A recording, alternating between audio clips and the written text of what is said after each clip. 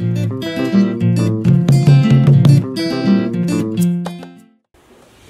so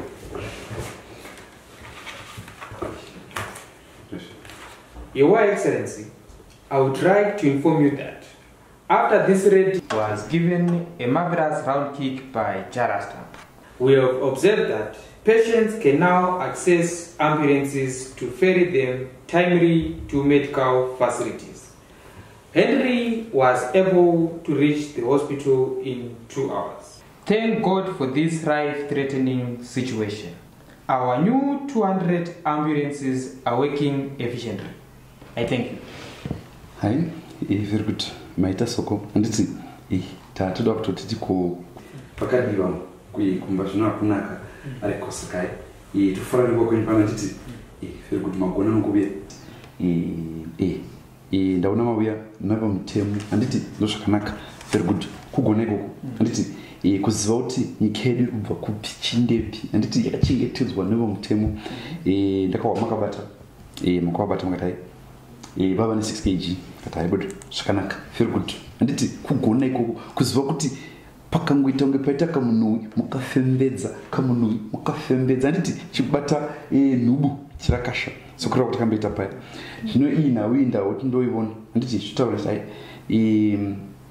inhavi yei taona kuti 6 kg yawo allocation yomwedzi mamusana matora kaimo anditi vane 6 kg yavo anditi mose munopiwa rice imwe anditi posi panopera mwedzi 6 kg rice kana nini anditi 6 kg rice zvino nhau yamareva yamataura kuti hai ndo vakanga vatora anditi pane pakashota here hapana anditi imwe makangovaona vanazvo vachindobuda mukati hai vatora pasina pakashota anditi vakanga vazviwana panzvimbo yavafanira kuzviwana anditi kurava kuti rice ravanhu vose vari pano ari mukabati handiti vakandotora imwe mundu kuinda zvavo zvino hai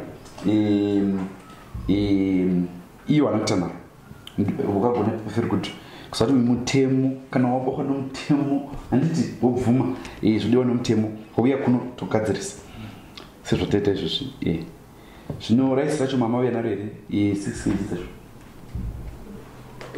haibuda mogona somunhu anonoka kutora vamwe mukatora kare handiti ima mukatora kaimisoko imwe miso munhu anonoka mungotora 4 2 ndomunopa mai ndava yatakana naibho ndoguya kuchina nditi yakuchina hai unogona iwe wakabva kubhora anoziva makore aya achinja kati haibuda ngaachiuya kuno handiti titambe imomo achirakasha vanhu pavanotaura zvezvirango paya tichizvirakasha tichizvirangavo hai saka vomutemo musahla yenyu handiti hai zvose zvakarongeka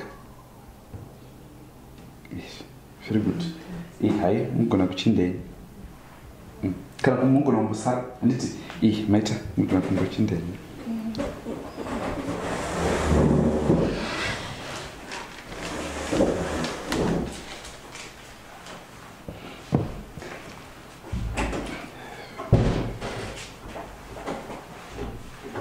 saka hotendi handitika very good saka sekurova kwandaita handinourogwa kaivo ungazondorya rice foseria handiti 2 kg woti patonopa mai handitika vabikevo handiti kuri kune mhurikevo very good handiti very good